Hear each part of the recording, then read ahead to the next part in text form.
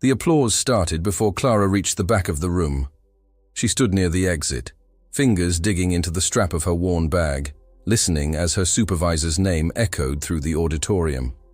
Smiles, cameras, a standing ovation for a project Clara had spent 2 years building in silence. An example of dedication, the director said on stage. Proof that hard work is always rewarded. Clara didn't clap.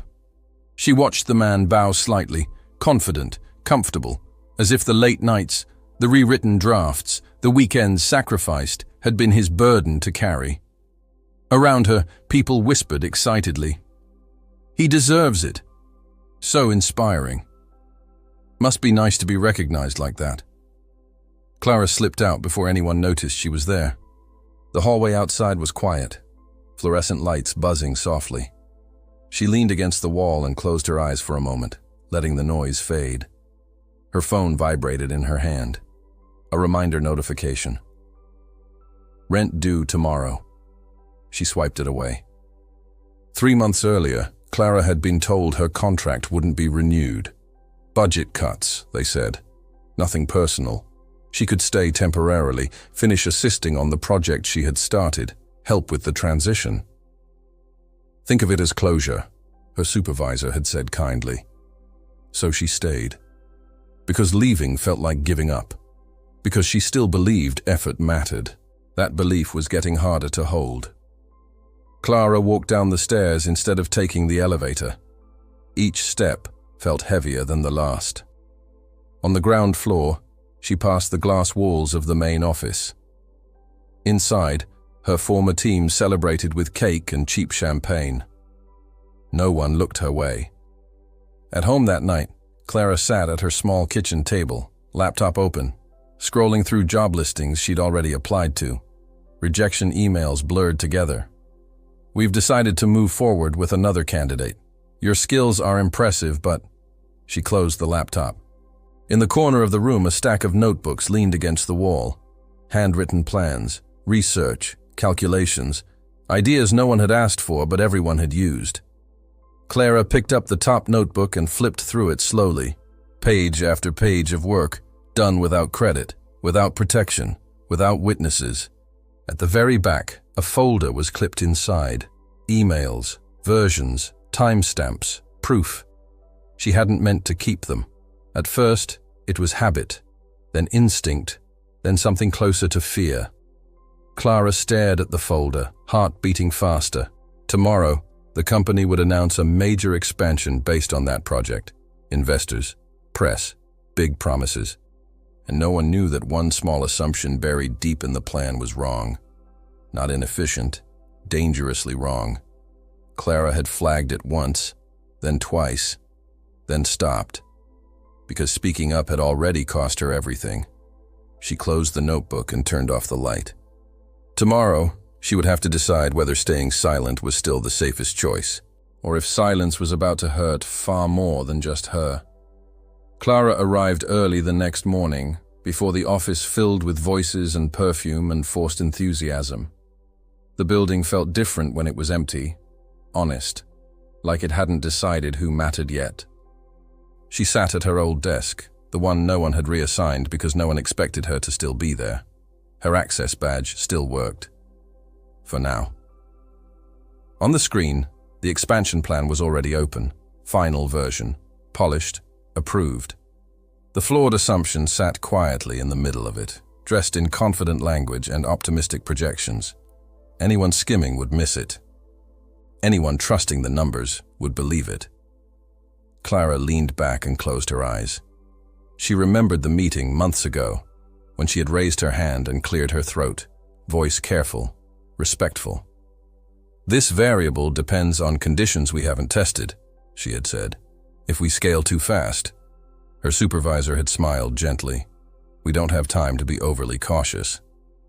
Someone had laughed, not cruelly, casually, like her concern was a personality trait, not a warning. After that, she learned to speak less. The elevator chimed, voices approached, the day began. At 10 o'clock, the main conference room filled with executives and guests. Clara wasn't invited, but she didn't need to be. The presentation streamed live on her screen, delayed by a few seconds. She watched charts rise, promises expand, applause punctuate every bold claim. Then the lead analyst said something that made her spine stiffen. With the projected load, failure probability remains negligible. Clara's fingers curled against the edge of the desk. Negligible was not the word. If the rollout followed this timeline, the system would hold, briefly, then degrade, then fail in a way no emergency protocol covered. Not immediately, not loudly, but thoroughly. People would trust it until it was too late. Her phone buzzed. A text from her mother. "Any news today?" Clara didn't reply. She opened the folder on her desk, the one she hadn't planned to bring but had slipped into her bag anyway. Printed emails, early drafts, her notes in the margins, dates clearly visible. Proof didn't feel powerful in her hands. It felt heavy. She stood up and walked toward the conference room.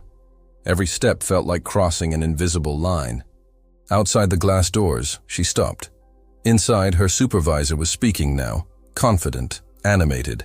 He used her phrasing, her structure, her logic. He looked proud. Clara raised her hand to knock, then she lowered it.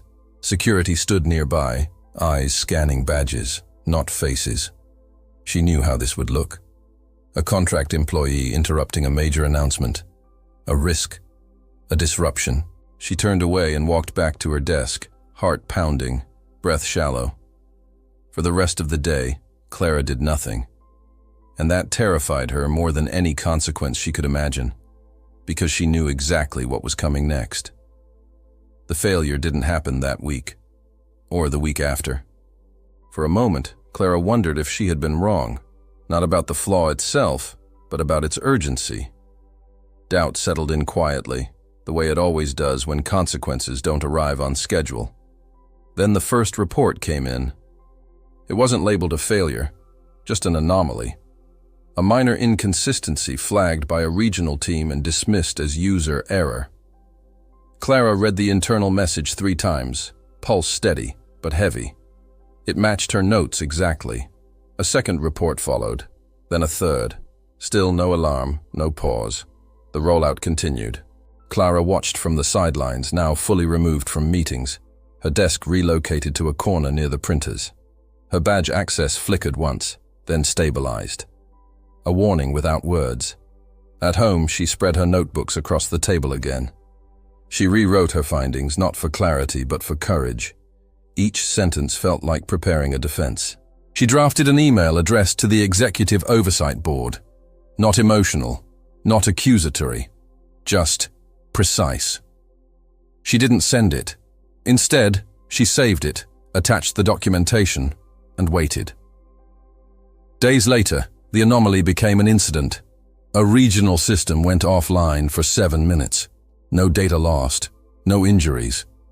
Publicly, it was framed as a routine interruption. Privately, tension crept into the office like a cold draft. Clara felt it in the way people stopped joking, in the way her supervisor's confidence sharpened into control. In the emergency meeting she wasn't invited to. One afternoon she overheard 2 analysts whispering near the break room. This wasn't supposed to happen yet. Yet? They went quiet when they saw her. That night, Clara received an email from an unfamiliar address. Subject line, quick question. The message was short. Have you noticed anything unusual in the expansion data? R. Her breath caught. The sender was Rachel Kim, external auditor. Careful, respected, not part of the internal hierarchy. Clara stared at the screen for a long time before replying. Yes, she typed. I have. They met 2 days later in a quiet office across town. No badges, no corporate language, just questions and answers. Clara spoke slowly, choosing each word with care.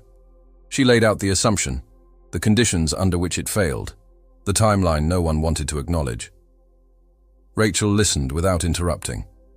When Clara finished, the room was silent. This explains everything, Rachel said finally. Clara didn't feel relief. She felt exposed. "If this goes forward," Clara said, "they'll know it came from me." Rachel nodded. "They already suspect." Clara folded her hands. "Then why involve me at all?" Rachel met her eyes. "Because you're the only one who tried to stop it early." Clara swallowed. For the first time in months, someone wasn't asking her to be quieter. They were asking her to be honest. And honesty, she was learning, was far more dangerous than silence. The investigation moved without announcements or emails marked urgent. It didn't need them. The tone of the office shifted on its own. Conversation stopped when Clara entered a room. Her supervisor avoided her eyes. She was no longer invisible. She was inconvenient. Rachel kept her informed in careful fragments, data reviews, cross-checks, internal resistance framed as process alignment. Every step forward met with 2 steps designed to slow it down. Clara continued working as if nothing had changed. She answered emails, updated files, kept her voice neutral. It was a performance she had perfected over years of being overlooked. At night, the fear crept in. Not fear of losing her job. That had already happened, just in stages. Fear of being labeled difficult, of being remembered as the person who caused trouble instead of preventing harm. The call came on a Thursday evening. "Clara, this is the Oversight Committee," a woman said. Voice calm, practiced. "We'd like you to come in tomorrow." The room felt smaller after that. The meeting wasn't dramatic. No raised voices, no accusations, just questions that cut precisely where they needed to. "Why wasn't this escalated earlier?" "It was," Clara replied. "Why didn't you push harder?" Clara paused. "Because I was told not to." Silence followed, not dismissal, consideration. They showed her documents she hadn't seen. Revisions made after her warnings. Language softened, risks reframed. Someone had been careful. When the meeting ended, no promises were made. Clara walked out with the same bag she had carried in. 2 days later, the expansion was officially paused. No explanation beyond additional review. Inside the company, names shifted. Responsibilities changed. Meetings were rescheduled indefinitely. Clara received an email at dawn. Contract extension. Full-time offer. New team, new reporting line. She stared at the screen for a long time. Then she closed the laptop. At noon, she walked into her supervisor's office. He looked up, startled. "I won't be accepting the offer," Clara said. His mouth opened, then closed. "You're making a mistake." Clara shook her head gently. "I already made one. It was staying quiet." She left the building without turning back. Outside, the air felt lighter than she remembered. Not because things were fixed, but because they were finally honest. And Clara knew the hardest part was still ahead, deciding what kind of voice she wanted to have next. Clara didn't rush into anything after she left. For the first time in years, her mornings were quiet. No badge to scan, no careful phrasing, no waiting to see if her voice would be tolerated that day. She spent hours walking through the city, thinking about how close she had come to disappearing inside other people's decisions. The news came slowly, through industry channels and private conversations. The expansion was restructured, the assumption corrected, the risk addressed before it could spread further. No press conference, no public acknowledgement of who had raised the concern. That part didn't surprise her. What did surprise her was the email she received weeks later from a small firm she had never applied to. They had read the audit. Not the public summary, but the internal review. Someone had mentioned her name, quietly, respectfully. "We're not looking for someone who's agreeable," the message read. "We're looking for someone who pays attention." Clara accepted the meeting. The work was different. Smaller teams, slower decisions, hard questions welcomed instead of brushed aside. When Clara spoke, people listened, not because she demanded it, but because they had learned what silence could cost. Months later, She passed her old office building by chance, glass shining, people moving quickly inside. It no longer pulled at her the way it once had. She realized something then. Her strength had never been in fighting loudly or proving others wrong. It had been in noticing what others ignored and choosing to act before damage became undeniable. Some voices aren't meant to dominate a room. They're meant to prevent the collapse of it. And Clara finally understood the lesson her silence had been teaching her all along. Being heard matters, but knowing when to speak matters more.